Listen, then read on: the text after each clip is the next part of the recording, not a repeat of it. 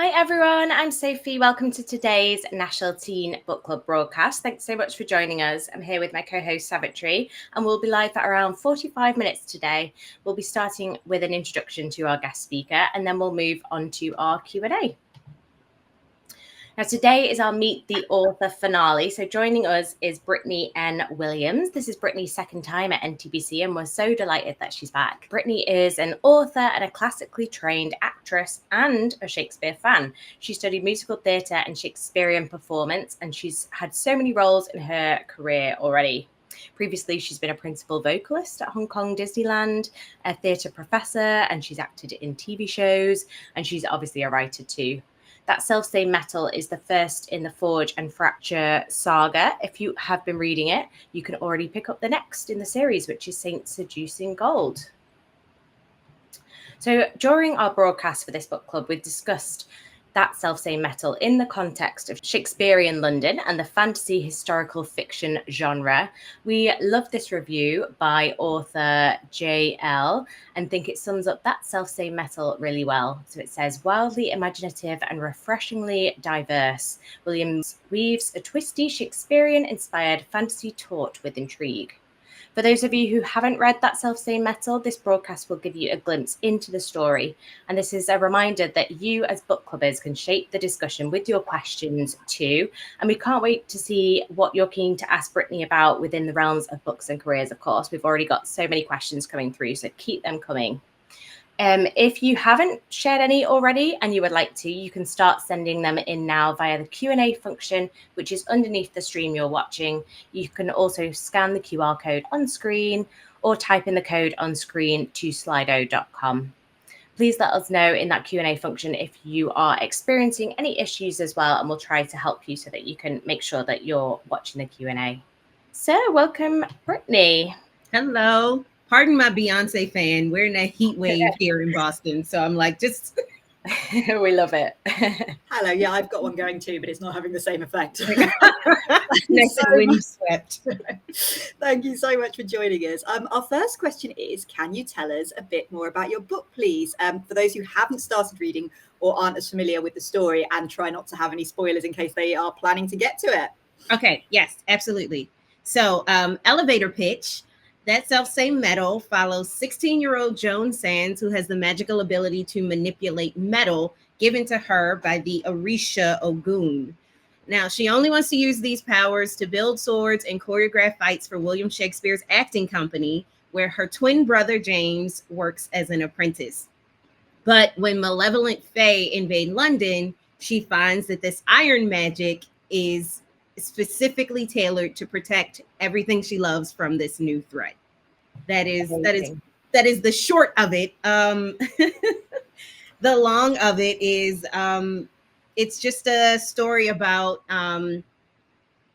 being a teenager who has these abilities that she uses for fun, and what it means when she suddenly has to use them to ensure the safety of everything that she does, everything that she knows, everything that she loves, and the people around her who step up to help her, and the people around her who step in to hinder her, and how she handles those obstacles. So brilliant, thank you. And it's such a great read, and we're getting so many questions. So obviously our book clubbers have really connected with it as well. So what inspired you to write That Self-Same Metal, and what inspired you to write a trilogy as well? Why did you opt for that? Yeah, so I have been a Shakespeare fan since I was in elementary school, and I used to watch Shakespeare, the Animated Tales. I know it was on the BBC with y'all. It was on HBO with us. And I used to get up at 7:00 every Saturday morning so I could watch Shakespeare, the Animated Tales. So that's always kind of driven my love of Shakespeare. And as I got older, I was researching like West African traditions, and I came across the Orisha, and specifically the Orisha Ogun, who is the spirit of iron, of technology, and of war. And I had the thought, I wonder what would happen if someone who's given iron magic by Ogun has to fight the Fae, who are vulnerable to iron. And then from there, my mind went, well, if I'm going to talk about the Fae, I have to reference A Midsummer Night's Dream. If I'm referencing A Midsummer Night's Dream, then I have to have a performance and a fight in the middle of a performance. And if I had that, why not have Shakespeare actually be performing? Because then what are the Fae going to say to him about his portrayal of them? And everything just kind of snowballed from there. And the story just felt too big to put into one single book. And I like the idea of escalating stakes of growth. I know in book 2, Saint Seducing Gold, I throw Joan into a situation where everything she learned in book 1 is just useless to her. And she has to learn completely different lessons that she then has to put together to make it through book 3. So I thought that was really exciting and fun. And I think of all of the great trilogies that I love. And I remember when I was writing book 2, I wanted it to feel like Star Wars, The Empire Strikes Back, how that middle movie feels, and how Star Wars, The Last Jedi feels, like how those movies feel, where they are a bridge story, but they still feel complete and exciting and dynamic, and they make you want to find out more. So yeah, and especially when I wrote that self-same metal, because that was I'd only written book 1 when I sold it to the publishers, and I had basically summaries of books 2 and 3. And when I finished book 1, I was like, there's still so much story to tell. And it just made sense to do a trilogy. It works out. I think it works. Thank you. Well, we've got so many questions and they're all great. I hope we have time to get through them all. But this one's a good one to start with, maybe, since you've touched on the Orisha and you've touched on the Fae, and they might be words that are unfamiliar to people on the call. How did you figure out how to weave all the diversity in your story into Shakespeare's time, we're being asked? Yeah, so that actually was the easiest part, because, London has always been very diverse. So it was less trying to inject things where they didn't belong and more revealing things that had always been there. When I was in the dinosaur days of like peak Tumblr, there was a Tumblr account called Medieval People of Color, and it just posted all of this like medieval and Renaissance art of people of color in Europe. And I remember specifically there was a post talking about letters that Roman soldiers of African descent wrote home when they were in England and Scotland, and they were asking for wool socks because their feet were cold. And it shows like how long there's been this Black presence in the UK. So none of that was weird to put in. The Fae are already so essential to culture there that was also like a just kind of pulling out threads that existed already. I don't know, what was the weirdest? I think the hardest thing for me was finding the right balance of language, of trying to make things sound like old-timey, but not make it too accurate to how they would have spoken then, because I didn't want my readers to feel like they had to have a thesaurus beside them as they're reading it. I wanted it to be like modern but archaic, and still have hints of the Shakespearean language we hear in our imaginations when we think of Shakespeare. And it made cursing really easy, because the old curses we don't use anymore. So that was fun. So we've got a few questions about like inspiration.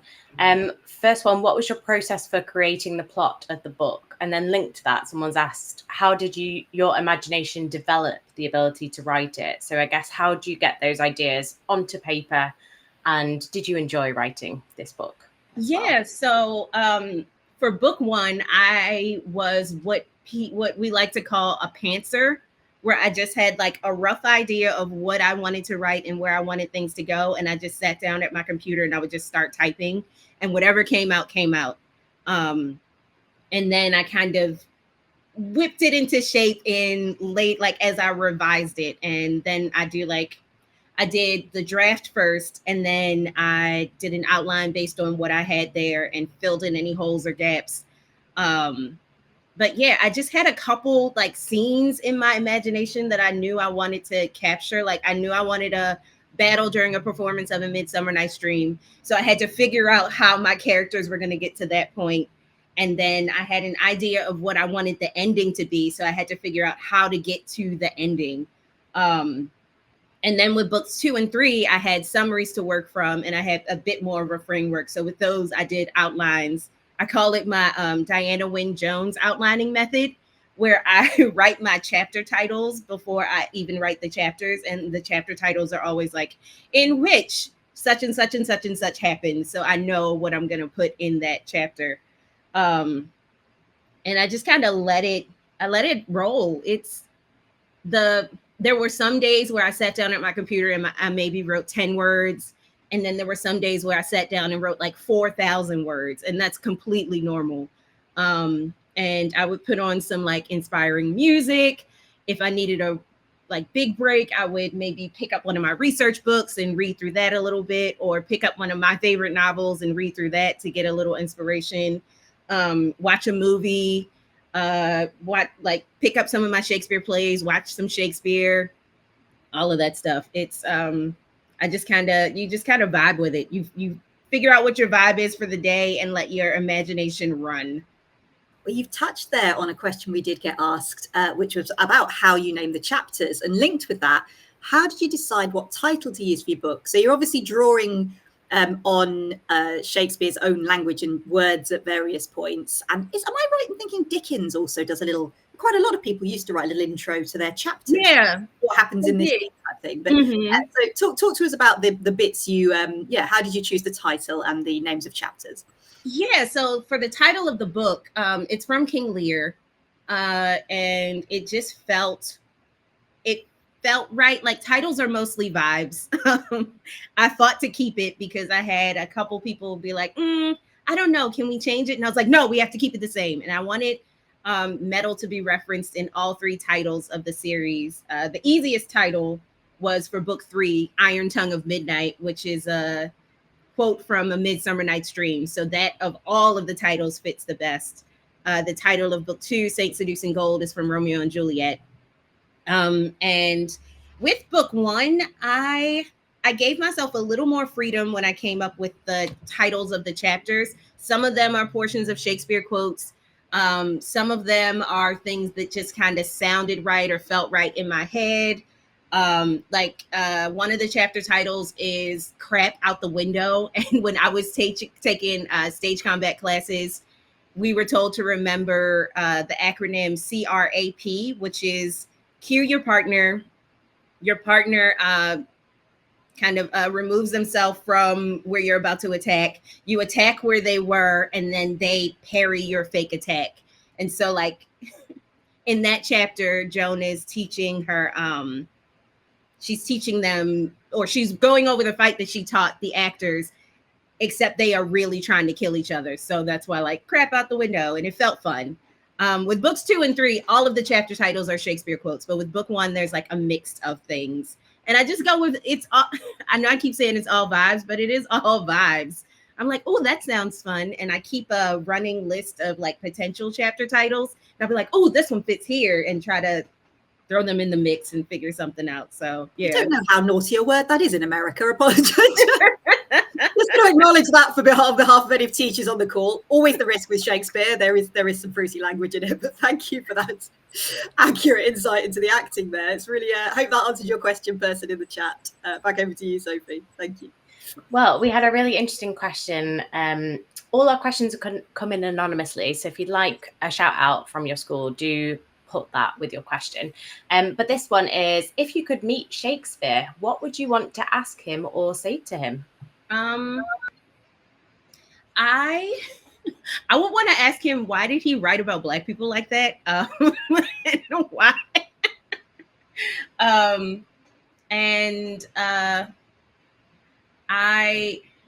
That would be the first thing I asked him. The second thing I would ask him is, I would just want to talk through his process of writing the plays. Like, I have this idea in my imagination that he the plays are so vivid because he was writing with specific actors playing specific roles in mind.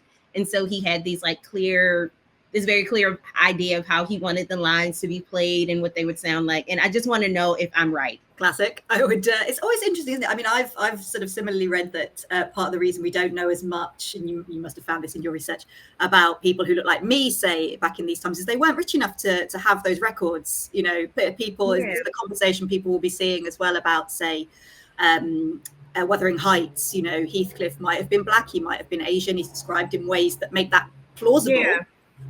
But again, if you're a person on a ship, you're perhaps not going to be kept to records of in the history, so we just wouldn't have that information. And all the discussion about race, and the other one that comes up a lot in your book, obviously, sexuality and sexual identity, not defined in ways that we would discuss them now. Which brings us to a really good question that I'm glad Sophie's left for me. Where has it gone? Are any characters based off of real people you know? I mean, there are aspects of people I know and love in all of the characters, but no character is based on any single person. Like Joan's twin brother James is a little bit of my own brother, a little bit of some of my cousins, a little bit of some of my really good friends. You know, Shakespeare and Burbage all have like flavors of the different teachers and mentors I've had throughout my life. Joan's parents have flavors of all of my different, like both blood family who raised me and like parental figures who also helped raise me. So it's not like I said, if you met my family, you wouldn't be able to match them to a character, but there are aspects of folks in things. I don't like to do like a one for one. I'm not even a person who likes to like name characters after, like, I'm not I'll name the villains after my like enemies person. I'm like, no, I just want to I want to keep that separate. Like, this is all made up. So yeah, there are characters who are obviously based on real people who existed in the world, but not necessarily people like my people. You just got to work out the coding and then Okay, so first of all, we want to give a shout out to St. Benedict's, who are loving the interview, as are Bellevue Girls Academy, who are listening in their school library. So as they're in the library, our next question, what are some of your favorite novels? Yes. Okay. So I love Jurassic Park by Michael Crichton. Of course, Howl's Moving Castle by Diana Wynne Jones.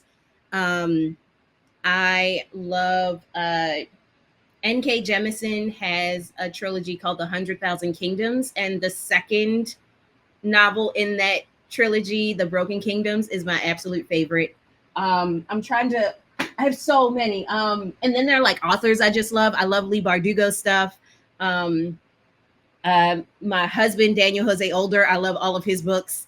I think that's that might round it out. And then, my favorite Shakespeare play is Richard III. That's one of my mum's favorites. We're from Leicester, where he turned up in the end. She was very proud for us. Linked question, really, I guess, then, is what movies and books inspired you in your writing? Yeah. Let me see. Movies and books. I have always been a fan of like Ella Enchanted, which is, thinking about how old that book is. I'm like, whoa, child, do y'all even read that book anymore? And there was a series called the Enchanted Forest series about a princess who made friends with a dragon because she didn't want to be rescued by knights and stuff. As far as movies go, I love She's the Man, which is a modern interpretation of Twelfth Night, and it is extremely accurate. Let me think, what else? For like fight scenes and for like capturing good, authentic fights, I really love the movie Atomic Blonde. And let's see. Oh man, I think that's, yeah, I love any like fantasy movies with sword fighting. I love the first and the third Pirates of the Caribbean movies. Yeah, and of course like Shakespeare. I think about all the amazing like Shakespeare performances I saw. I saw an 8-person Hamlet at the Globe back in 2010 or 2011. I saw an amazing all-male production of Richard III that was themed as if it was in a slaughterhouse. I saw the Philida Lloyd's Tempest that was set in a women's prison. So all of those kind of are in the mix in my head. And there's something about seeing live theater, and especially when the actors try to connect with the audience the way Shakespeare's actors would have, that makes it so much more exciting and visceral, and like you feel it even more deeply. So that's great. And it just shows so many ways that Shakespeare can be interpreted and performed as well. We had a question, again, come in anonymously. Why did you become a writer? And how long did it take for you to realize that you wanted to be a writer? And someone is also asking, how long have you been a writer for? So you've obviously had lots of other roles. Yeah. How long did it take you to realize that you wanted to write? Yeah. So when I was a kid, I used to, write little stories and stuff. I tried to write like a comic book series with my brother and one of my cousins that kind of didn't go anywhere, but we were children, so it was fine. And so I've always had this passion for like writing and storytelling that ended up taking a backseat to acting. And it was kind of because I had some not so encouraging English teachers that kind of put this idea in my head that I wasn't smart enough or good enough to be a writer. So basically I had to break through the noise of those lies before I could really sit down and like write my thing. I wrote a lot of fan fiction. No, I won't give my nom de plume, so you can't find it. But that was really good, like practice. And it's so low pressure because you can write under an assumed name and you're playing in like a already created world. And in 2016, I became a staff writer for a nerd culture website called Black Nerd Problems. And working with those writers who are some of the most amazing poets and prose writers I've ever met in my life, working with them and having them like appreciate my work and respect me as a fellow writer boosted my confidence enough to really like dig down and write. I'm like, all right, I'm gonna write a novel. I'm gonna finish it. I'm gonna try to get something published. So if we want to go from when I started kind of writing, I guess, professionally, we'll say since 2016.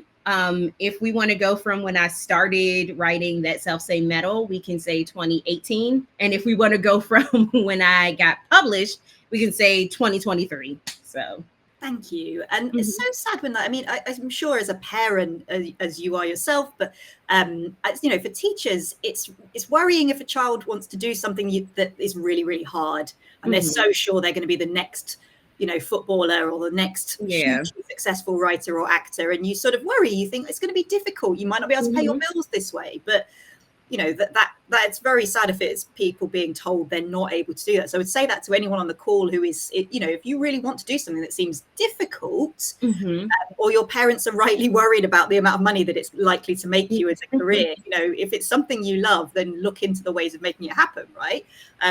Which leads us to the question. So Brittany, you've been writing by that point then in a few different ways. How did you actually get that first book published?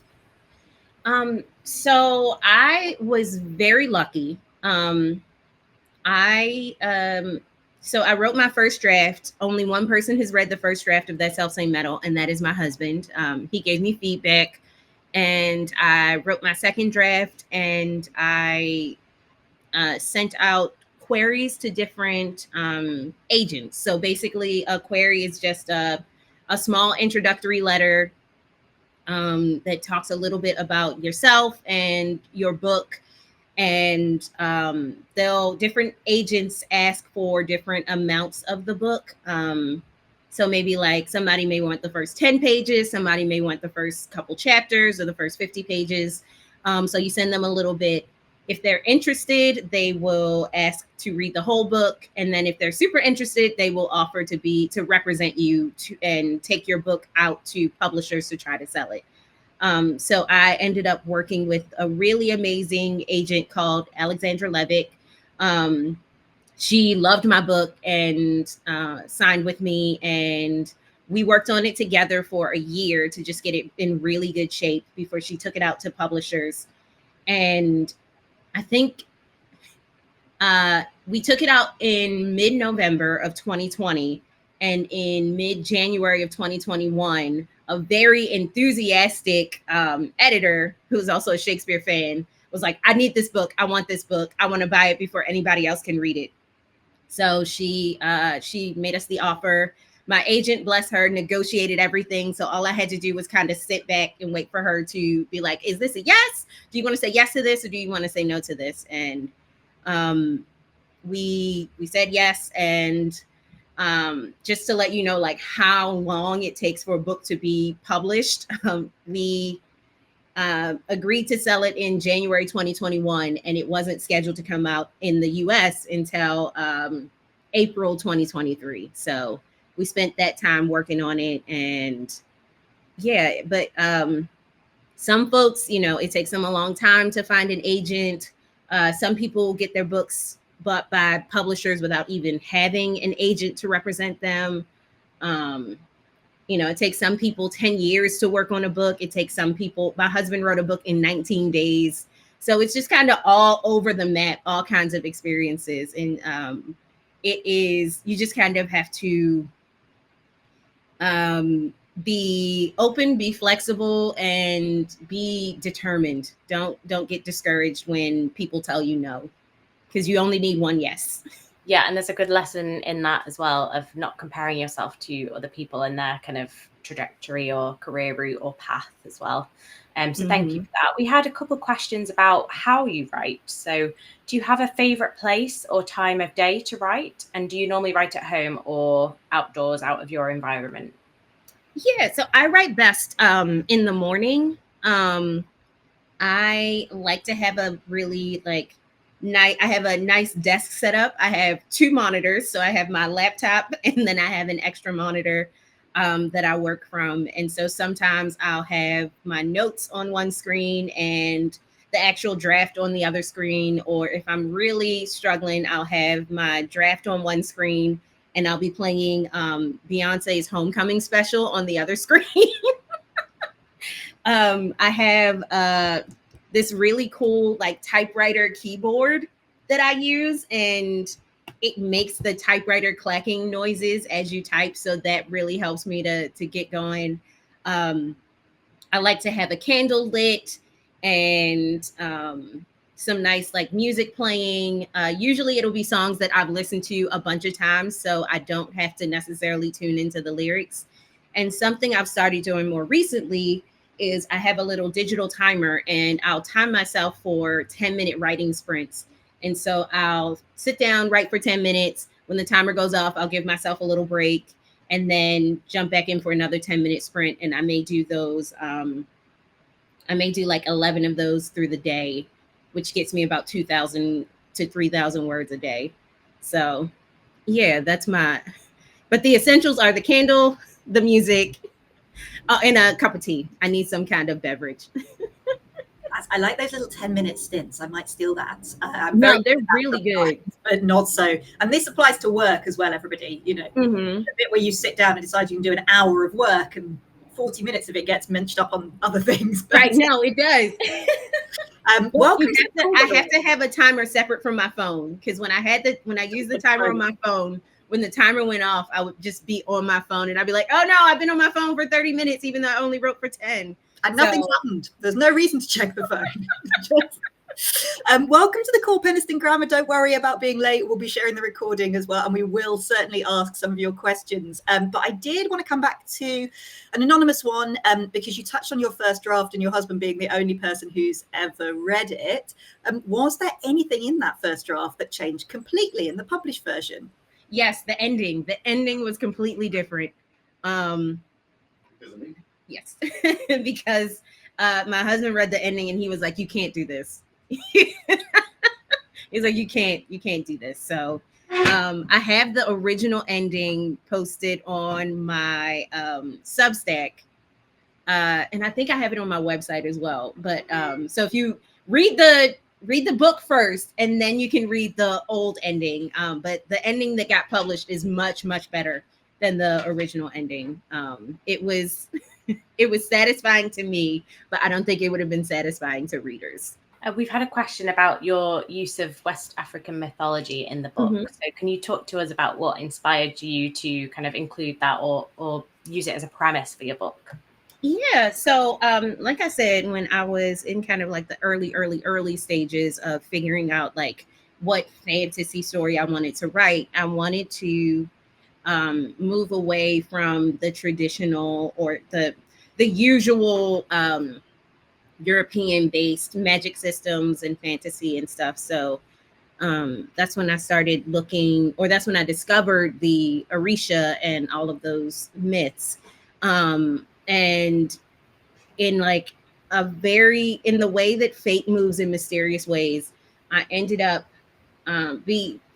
finding actual like Orisha practitioners, like coming across people who actually venerate the Orisha now in my life and learning more about it, specifically the Santeria, which is a version of the original Yoruba religion that was filtered through Cuba and kind of blended a little bit with Catholicism as a way for enslaved people to keep their original practices while hiding them from people who wanted to kind of erase all of that. So that was really wonderful. And it was great in a creative way and also in a personal way. Like for me, I have an Ogun. I have my own like Ogun pot, and I was able to speak with someone who is who's been a priest of Ogun for like over a decade, and talk to him about like this made up version of these real religions that I was working on. And we are an Orisha household. So we have Orisha here in our house. And it was a great way to both like connect with the story and also for me to connect with my West African roots that I don't necessarily have an easy way of tracing.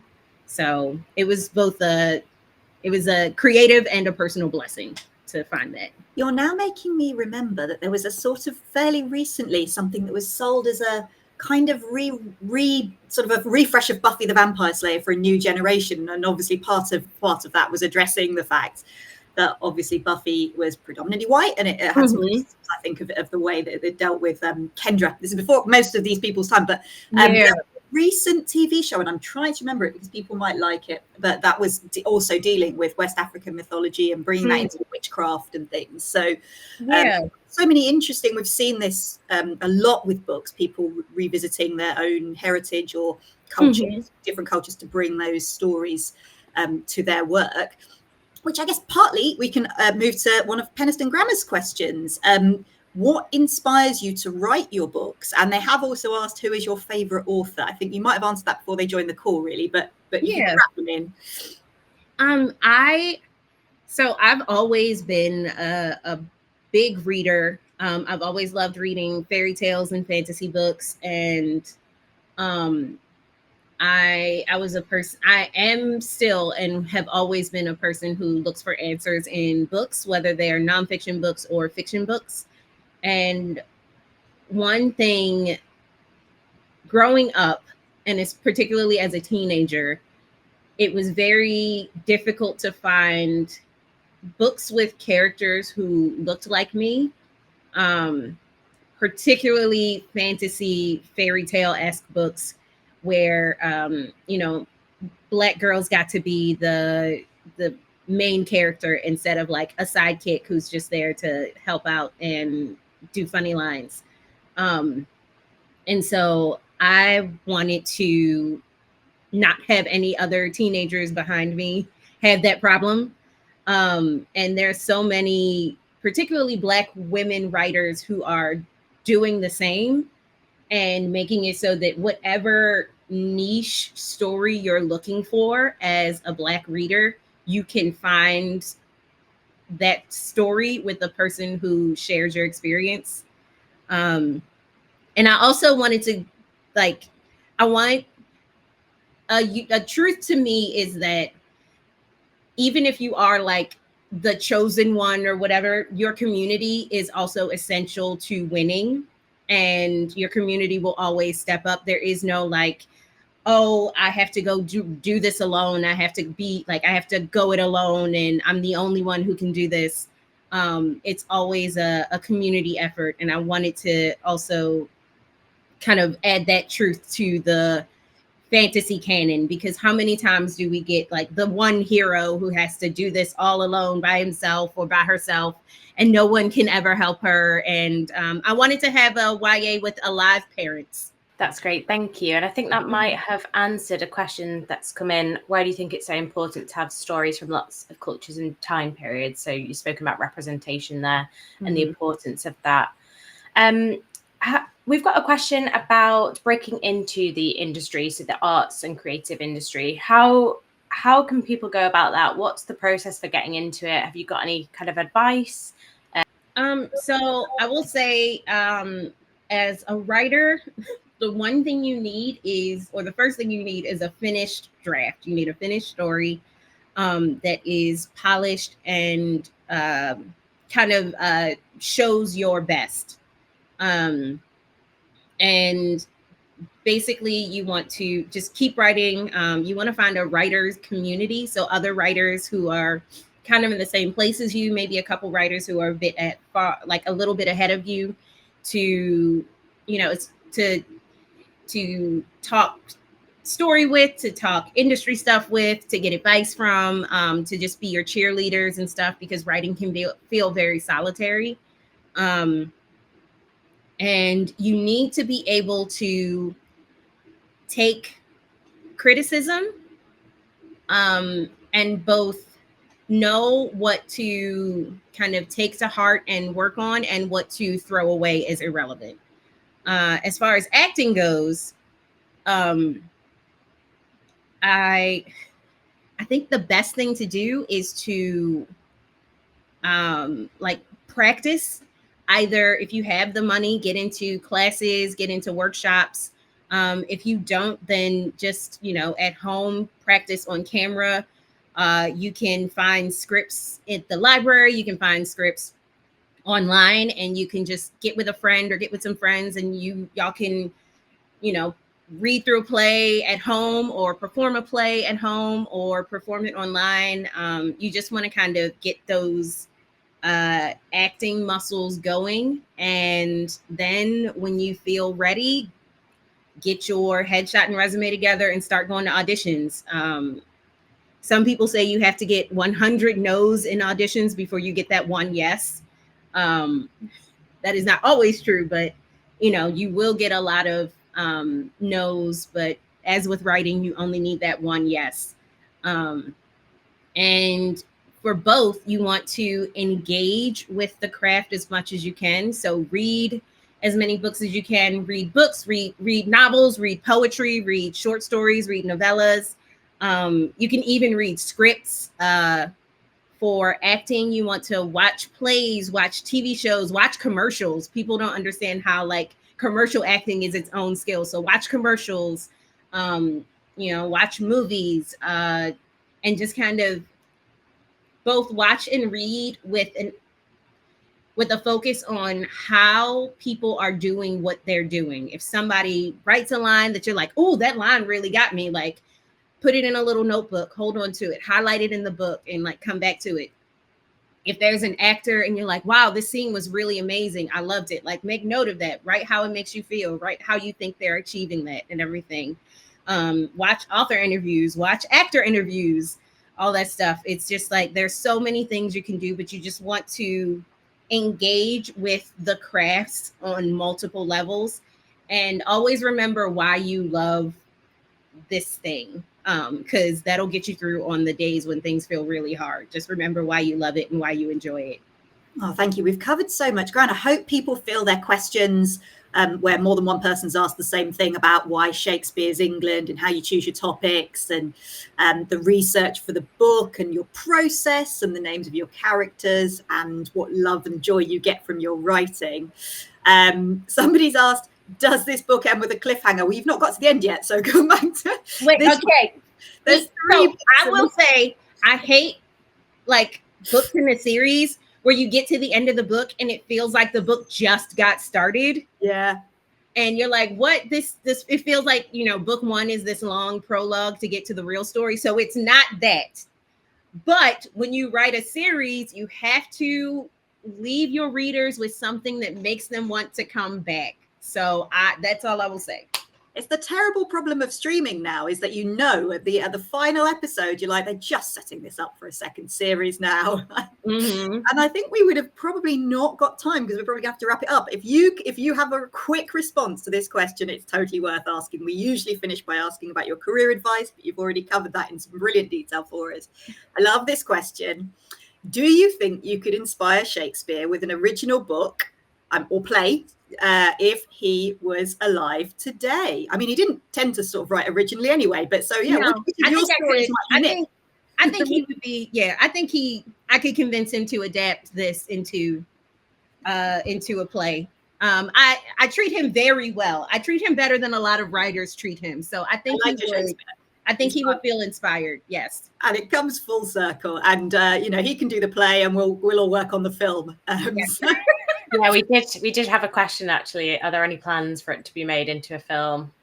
I wish. If it was up to me, yes, it would be. But I don't have filmmaking money, so I have a manager who's taking it out to people, and different people have read it and everything. And you know, it is the dream of all writers to have our stuff made into a movie. So if y'all know anybody, let them know. They need to go ahead and. We do a Shakespeare revival, aren't we? We have the 90s ones, but we've been in a Regency period for a while. Mm-hmm. So I think we are sort of gearing up to go back to Shakespeare, if anything. And they don't have to build the globe. It's already there. It is. And they'd let you use it, I'm sure. That is all we've got time for, unfortunately. Thank you so much to everyone who joined with all these brilliant questions. It's been great. Thank you to those of you who've shared in the chat that you really loved Brittany's book. We did too. Unfortunately, that is all we've got time for. So thank you again, Brittany, both for your work and for your enthusiasm and for taking the time to speak to us about it all today. Thank you. And thank you for having me. It's always a pleasure. Oh, thank you, Brittany. Okay, well, thanks everyone for joining us today for our final National Teen Book Club session for our current book club, That Self-Same Metal, and our final broadcast of the year. We hope you enjoyed the Q&A with Brittany. And thank you for contributing, as we said, with so many great questions. A reminder that all the recordings are available, so you can catch up on the full book club if you missed any sessions. We'll be sharing a feedback form soon via email, and we'd really appreciate your comments. So do let us know what you think about the sessions and about the book clubs as well. There was a comment actually from Bellevue Girls Academy who said they loved today. So thank you so much for sharing that. Appreciate that. You can, if you enjoyed this broadcast, find more on the Speakers for Schools website. And if you enjoy our book club sessions, you might also want to attend our talk with Jax Thomas, the director of Bologna Book Plus and former director of the London Book Fair. She'll be giving everyone an inspiring behind the scenes look at the global world of publishing. That's on Monday, the 30th of June. At 2 p.m. So next week. This is our final call for you to sign up. So educators, you can sign up your groups via our website or scan the QR code on the next screen. Sophie, I'm assuming that'll be recorded as well if people miss it live. So thank you to everybody. It's been such a pleasure to bring these sessions to you and to join you for your reading. Have a great summer. Bye, everyone. Thank you so much.